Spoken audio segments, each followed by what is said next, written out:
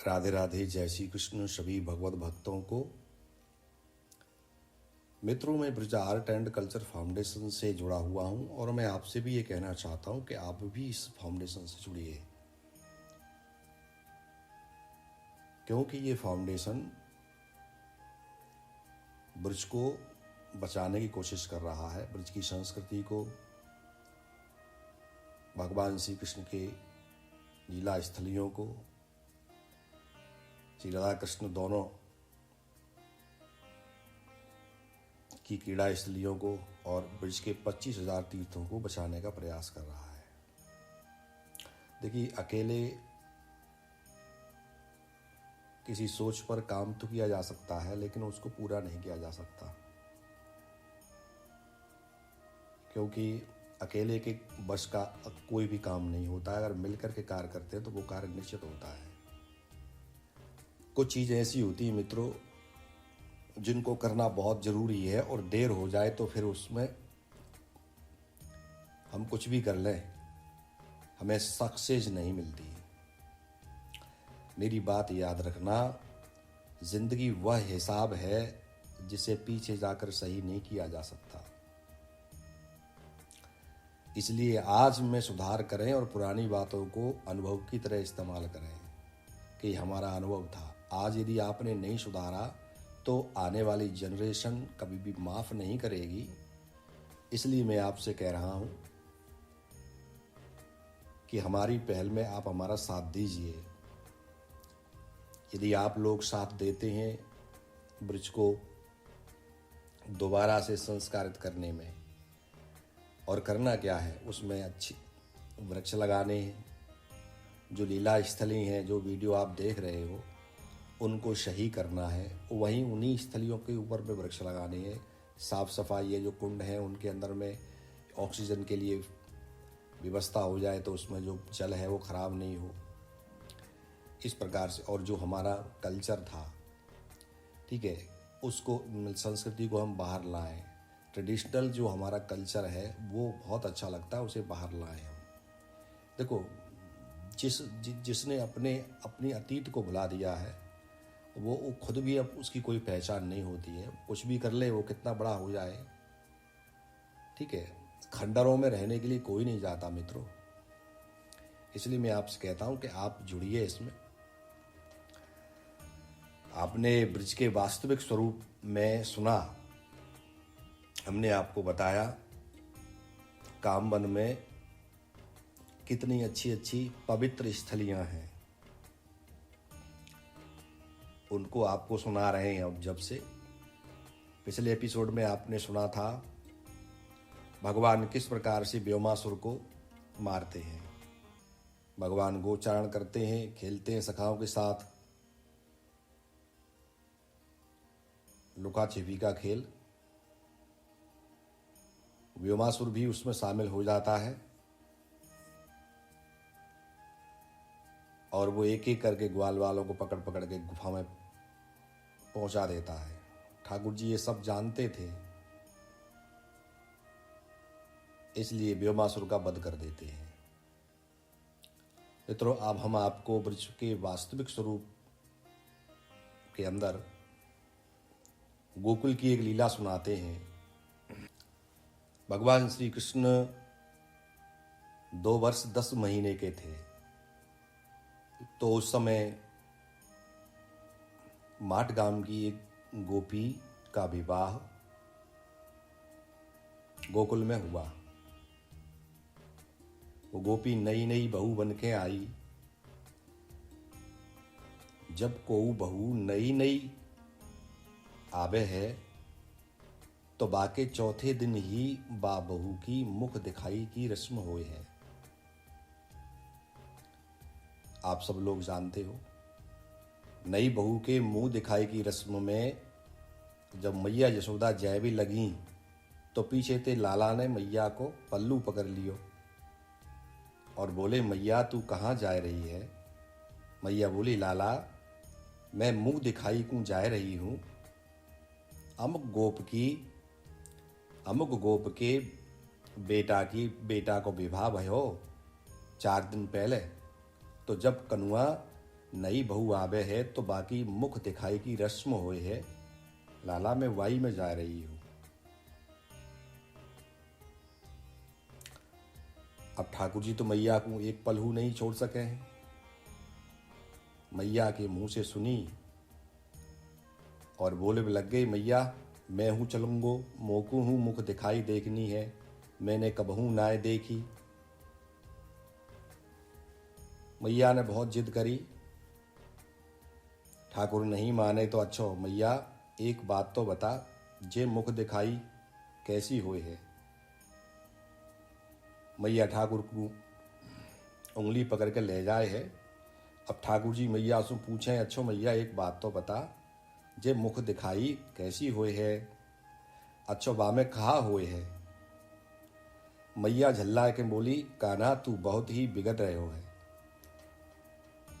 इतनी बात तू लावे कहाँ ते है, तेरी बातन को जवाब दे दे के नहीं मेरे तो दिमाग खराब है जाए। अब तू चल रहा है ना मेरे साथ, आप ही देख लीजो कैसी हुई है। जब मैया जाएगी तो लाला जरूर जाएंगे। मैया ने बहू को मुख देखो, जैसे ही मैया मुख दिखाई देवे लगी, झटते ठाकुर जी ने हाथ पकड़ लियो। बोले मैया तनिक रुक तो, अरे मोहू को तो मुख दिखाई करनी है ना, मोहू को तो मुख देखनो है। कन्हैया की बात को सुन के मैया के साथ सब बड़ी बूढ़ी गोपी हंसते हंसते लोटपोट रह गई।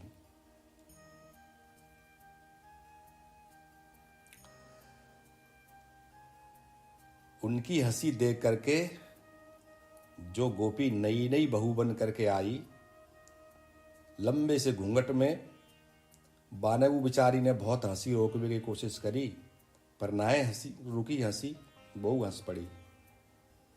हंसते हुए देखकर लालजू ने चुपके से बहू को घूंघट उठायो और मुख देख के ताली बजा बजा के हंसते हुए नाचने लगे। ओहो मैया मैंने मुख देख लियो, आहा मैया मैंने मुख देख लियो। ठाकुर जी को नाचते हुए देखकर सब बूढ़ी बूढ़ी गोपियां और जोर जोर से हंसने लगी।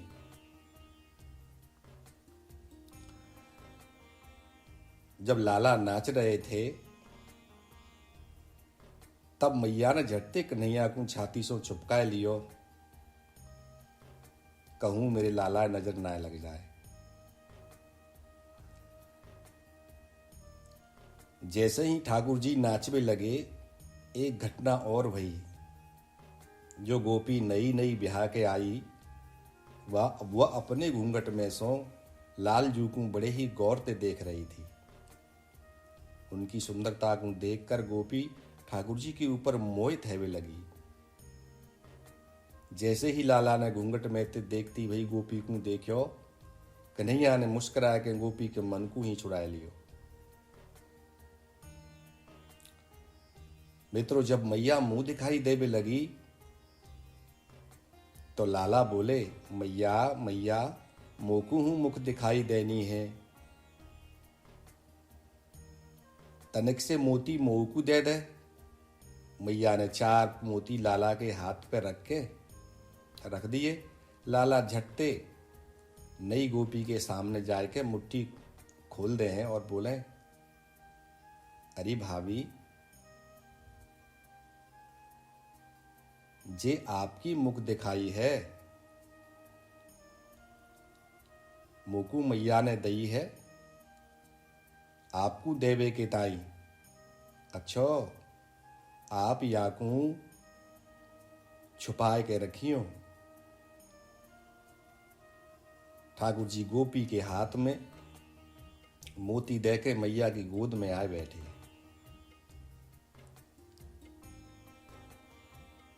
लाला की या व्यवहार को देख करके मैया यशोदा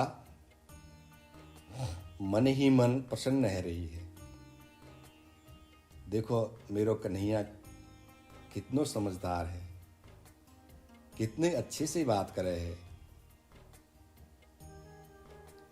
मैया मन ही मन मुस्कुराती वहीं लाला को गोदी में बैठाए के अपने संग नंद महल में आ गई।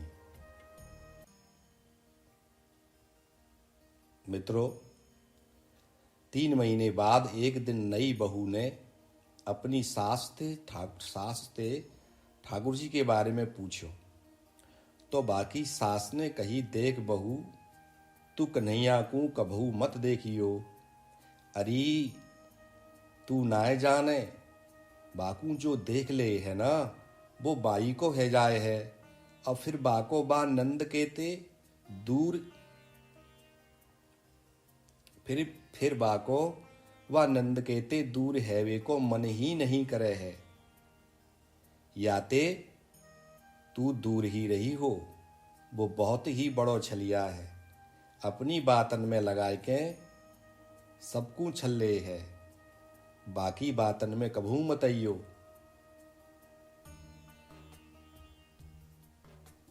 नंदलाल देखवे में ही छोटे लगे हैं, समझी ना। बहू ने हाँ में सिर हिलाए दियो। सास की बात को सुन के गोपी सोच में लगी, हाय लालजू इतने सुंदर हैं, फिर भी मेरी सास उनके ताई ऐसी बात कर रहे हैं। लाला तो बहुत ही छोटे हैं और कितनी मीठी मीठी बात कर रहे हैं। उनकी बस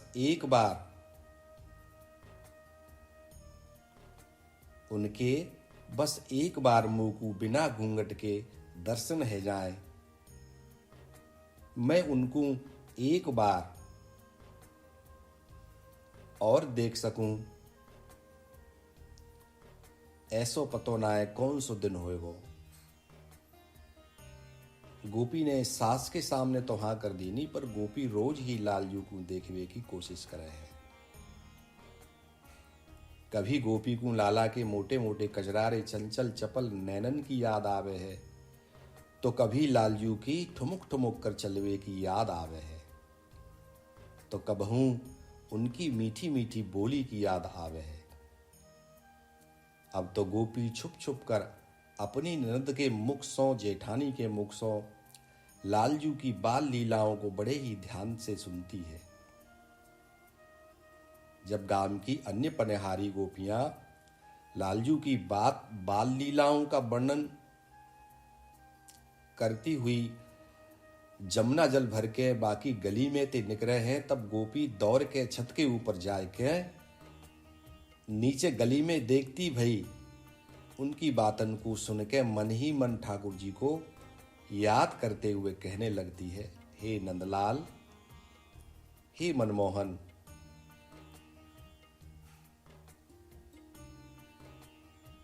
गांव की सभी सखियों को आप दर्शन देते हो। सब कहती हैं आज प्यारे श्याम सुंदर मेरे घर आए और उन्होंने मेरे हाथ से माखर रोटी खाई। हे लालन, फिर मेरे घर क्यों नहीं आवे हैं? कहा मोकू कभू आपके दर्शन ना होंगे। मेरी सास मोकू घर से बाहर नहीं जाने दे है, बताओ फिर मैं आपके घर कैसे आऊं? कहा मेरे मन की इच्छा कभू पूरी ना होगी।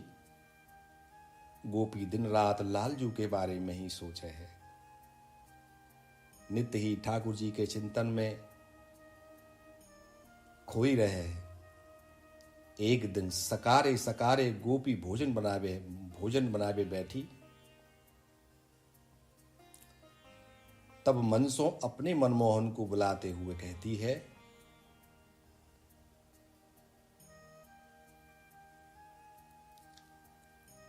हो अपनो सुंदर सो मुख तो दिखाए जा, अपनो चंदा सो मुख तो दिखाए जा, मोर मुकुट वारे घुंघराली लट वारे, मोर मुकुट वारे घुंघराली लट वारे, अपनो चंदा सो मुख तो दिखाए जा, अपनो सुंदर सो मुख तो दिखाए जा, मोर मुकुट वाले घुंघराली लट वारे, मोर मुकुट वारे घुंघराली लट वारे। तुम बिनु प्रियतम चैन परे ना, तुम बिनु प्रियतम चैन परे ना, नैनन सो उरझाए नैना। तुम बिनु प्रियतम चैन परे ना, नैनन सो उरझाए नैना, नैनन सो उरझाए नैना। ओ अब तो प्रीत की रीत निभाए जा, अब तो प्रीत की रीत निभाए जा, मोर मुकुट वारे घुंघराली लट वारे, मोर मुकुट वारे घुंघराली लट वारे। अपनो चंदा सो मुख तो दिखाए जा, अपनो सुंदर सो मुख तो दिखाए जा, मोर मुकुट वारे घुंघराली लट वारे। गोपी के प्रेम युक्त बुलावे को सुनकर, बाकी अति पवित्र भाव को समझकर ठाकुर जी गोपी को पहले भाव में दर्शन देते हैं। मित्रों, याद रखना, जब भी ठाकुर जी आपको दर्शन देंगे तो सबसे पहले वो आपको स्वप्न में दर्शन देंगे।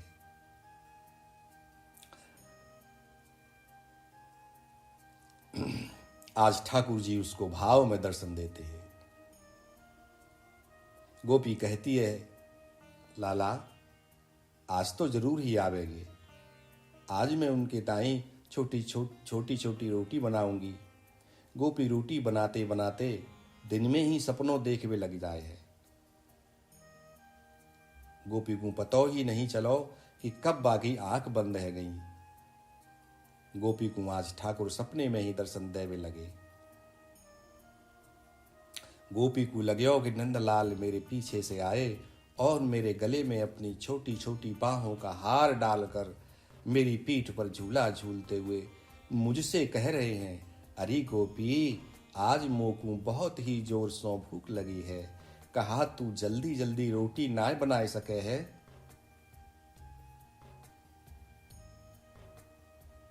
मित्रों, भास में गोपी को एक हाथ तवे के ऊपर पड़ी रोटी पर था और दूसरा हाथ चूल्हे के अंदर जल रही रोटी के ऊपर था। आवाज को सुन के गोपी बंद आंखों से अपने प्यारे के भाव में विभोर होकर बस आंखों से प्रेमाश्रुओं की निरंतर धारा बहाती हुई लाला सो कहने लगी, लालजू तनिक रुको, मैं आपके ही लिए तो रोटी बनाए रही हूं। मैं जब तक रोटी बनाऊं आप तब तक ऐसे ही तनिक देर और झूला झूल लो। गोपी को या भाव में रहते भय बहुत ही देर है गई। इधर गोपी के आंसुओं से चूल्हे में जलती लकड़ियां बुझ गईं। उनमें ते धुआं निकलवे लग्यो। रसोई में ते आज कछु ज्यादा ही धुआं आते देखकर गोपी की सास रसोई की ओर कान लगाए के सुनवे लगी। जब सास को रसोई में ते रोटी चापवे की आवाज नहीं आई, तब गोपी की सास जोरते हल्ला मचाते भये रसोई की ओर जाते भये बोली, अरे बहू, सोए गई कहा? अरे जा रसोई में ते बहुत ज्यादा धुआं काहे को उठ रहे है। जैसे ही गोपी की सास रसोई में पहुंची और बा ने जब चूल्हे में बहू के हाथ को जल तो भयो देखो तो झल्ला कर गोपी के हाथ को चूल्हे में ते बाहर खींच लियो और बोली, अरे करमजली, कम थे कम अपनों तो ध्यान रख लेती। बहू, मैंने तो को पहले ही कही हती, बाल नंद के ते दूर ही रही हो, पर मेरी क्यों मानेगी। अब देख लियो ना, अब भुगत पजमारी। गोपी की सास ने जब गोपी के हाथ को चूल्हे में से खींचा तब गोपी का ध्यान टूट गया और वो मन ही मन अपनी सास के ऊपर क्रोध करते हुए कहने लगी, क्रोध करने लगी और सास को कोसते हुए कहने लगी, या बुढ़िया को बुढ़ापे में हूं चैन न आए, यदि थोड़ी देर और रुक जाती तो मैं प्यारे श्याम सुंदर को माखन रोटी खवाए देती। जाको कहा बिगड़ जातो, मैं अपने प्यारे नंदनंदन को बस रोटी खवावे बारी ही हती। मित्रों, गोपी को हाथ जलने का दर्द नहीं हो रहा है, बस अपने प्यारे को रोटी नहीं खिला सकी इस बात का दर्द हो रहा है। उधर आज नंदनंदन खेलते खेलते बाई गोपी के उसी गोपी के द्वार पर आकर रुक गए। बा समय गोपी की सास घर की पौरी में ही बैठी हती। लालजू अपने सिर को तिरछो करके दोनों छोटे छोटे हाथों को कमर के ऊपर रखकर खड़े है गए और गोपी की सास को पौरी में बैठी देखकर हाँपते भये बोले, अरे ओ काकी, काकी तनिक बता, जे कौन को घर है। कहा, जी आपको घर है। काकी, मुकू बहुत ही जोर से भूख लग रही है, और जब मुकू जोर से भूख लगे है ना, तब भूख के कारण मैं अपनो घर ही भूल जाऊं हूं। ठाकुर जी की प्यारी तोतली मीठी बोली को सुनकर गोपी की सास बोली, लाला जोर से भूख लगी है तो याकू अपनों ही घर जान के भीतर चले जाओ। ठाकुर जी तो याही को आए थे। ठुमुक ठुमुक कर चलते लाला अंदर चले गए। प्यारे श्याम सुंदर को घर के अंदर आते भय देखा तो गोपी की आंखन सो प्रेमाश्रुओं की झड़ी लग गई। गोपी श्याम सुंदर सो कहवे लगी, आओ लालन बैठो, मैं आपकी ताई माखन की मटकी में सो आपके सद माखन लाऊं हूं।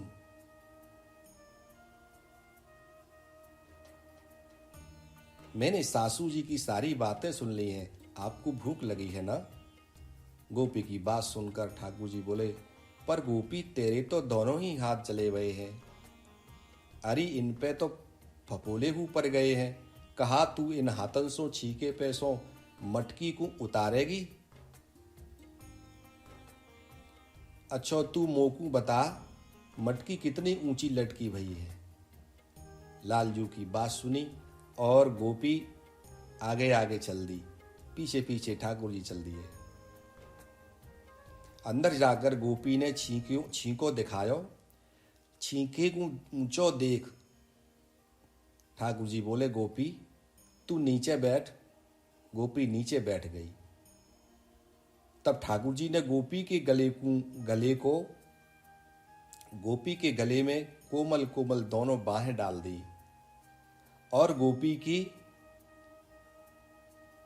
गले को दोनों हाथन से पकड़ के बोले, गोपी तेरे तो दोनों ही हाथ जल गए हैं, तब तो तू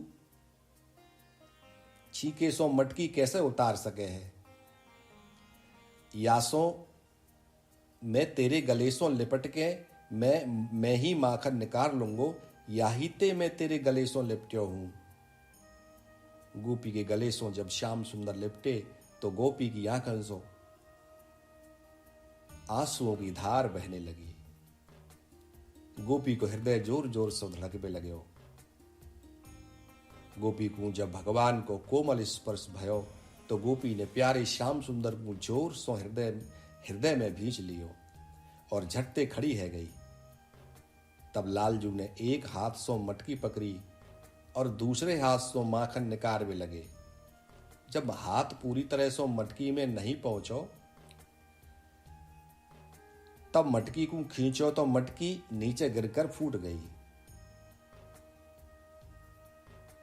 मटकी फूट गई तब ठाकुर जी बोले, देख गोपी, तेरी मटकी मैंने ना गिराई, जे तो अपने आप ही गिर गई। गोपी ने हाँ में सिर हिलायो और प्यारे श्याम सुंदर से बोली, हे लालन, यदि आप तनिक देर और मेरे गले से लिपटे रहोगे तो मैं अपनी सास को कह दूंगी कि छींको पुरानो हो तो याही ते छींको टूटो और मटकी अपने आप ही गिर गई।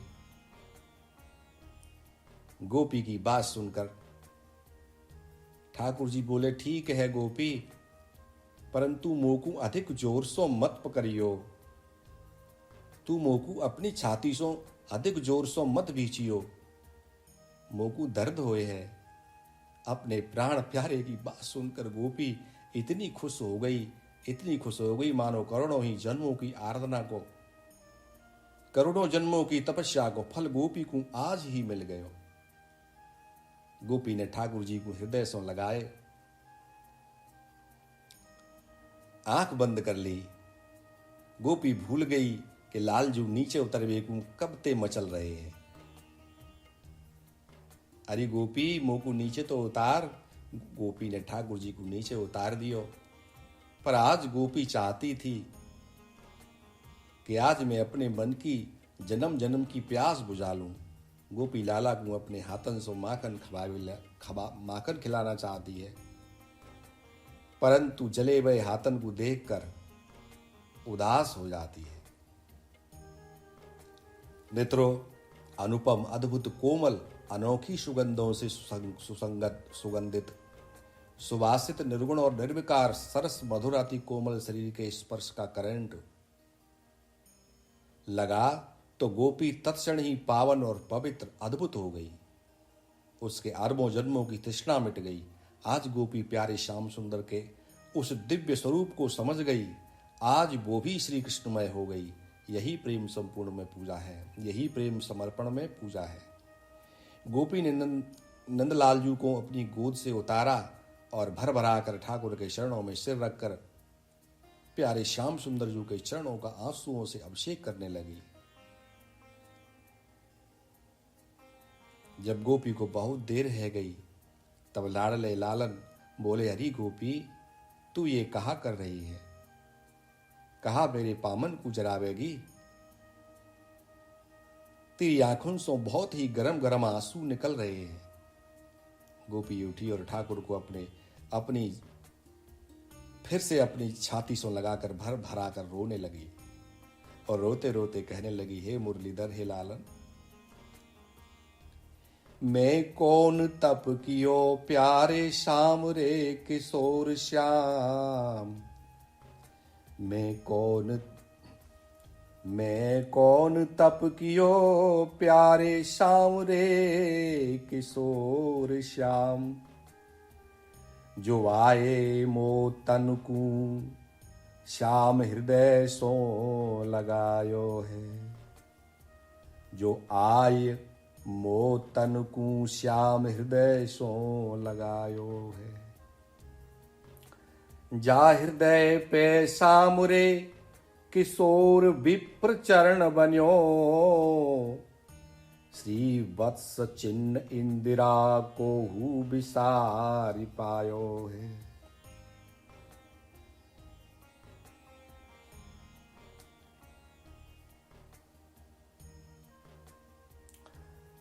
गोपी की बात सुनकर नंदलाल बोले, अरे गोपी, तेरी ये उल्टी सीधी बात मेरी समझ में नहीं आवे है।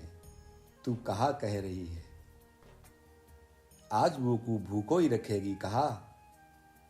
पर गोपी, तेरे तो दोनों ही हाथ जल गए हैं।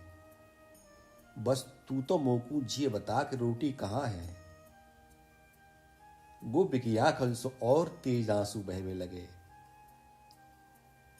और वो लाड़ लेके कदमों में अपना सिर रखकर बोली, कन्हैया, हे लालन, मैं कितनी अभागी हूं कि आज आपको अपने हाथों से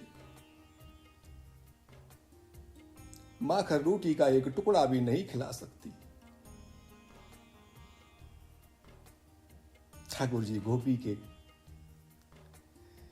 गालन पे हाथ लगा करके बोले, कोई बात ना है गोपी,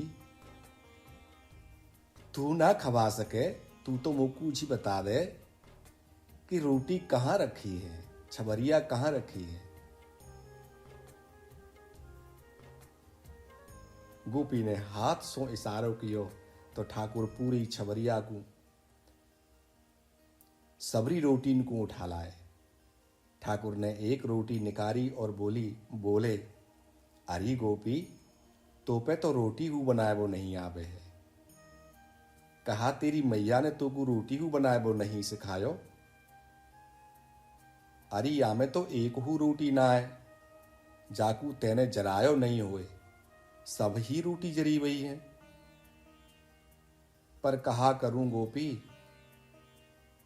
मोकू भूख तो जोर से लग रही है। श्याम सुंदर ने जैसे ही माखन रोटी को मुख में रखना चाहो, वो गोपी को देखने लगे और बोले, गोपी, एक बात तो बता, तेरे तो दोनों ही हाथ जल गए हैं, फिर तू रोटी कैसे खावेगी।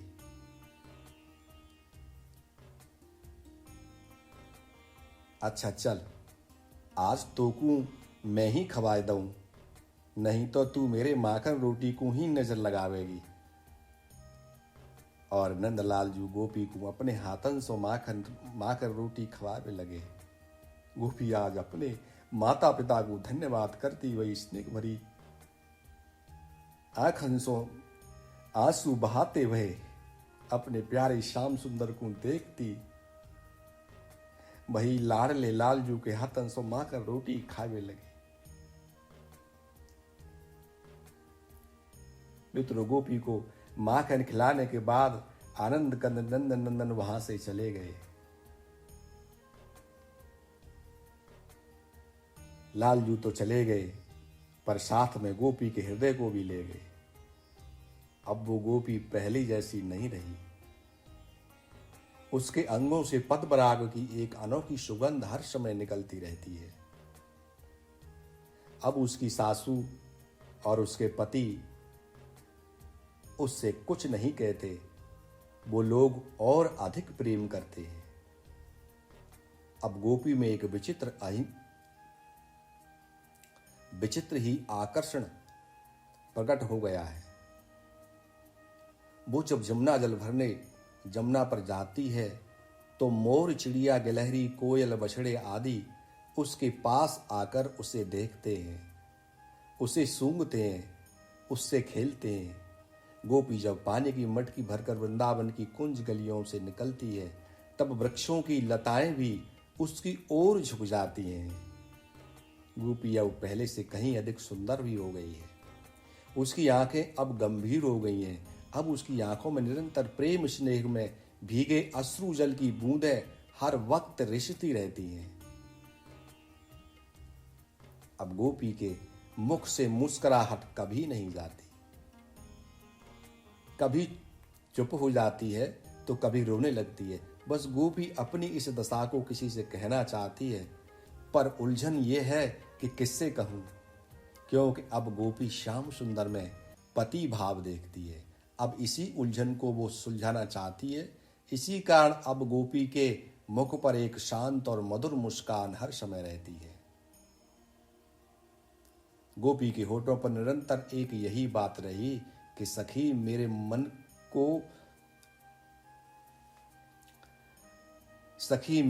की को पहचाने।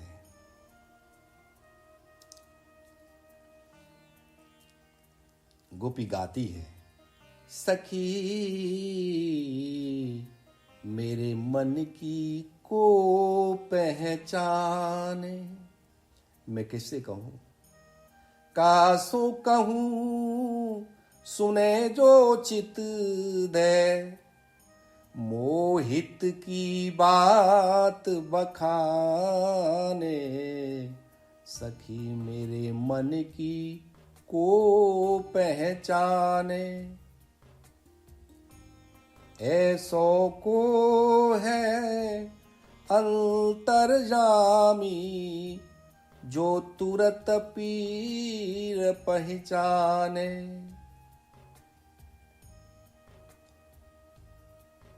मित्रों, गोपी इसी प्रकार से गाती रहती है।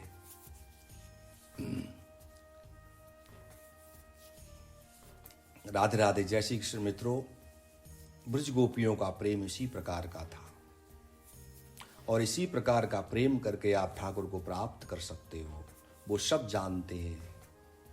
मनमोहन मन की बात जानता है, मुंह की बात तुम मुंह से बोल रहे हो, उस पर ध्यान नहीं देते हो। तुम्हारा मन क्या कह रहा है, क्योंकि वो तो अंदर है ना, वो तो अंदर है। जो उन पर मिट जाता है, भाई सीधी सी बात है। आप यदि उनको प्रेम करते हो तो वो भी प्रेम करते हैं। अब ये फैसला आपके ऊपर है कि आप कैसा प्रेम करते हो।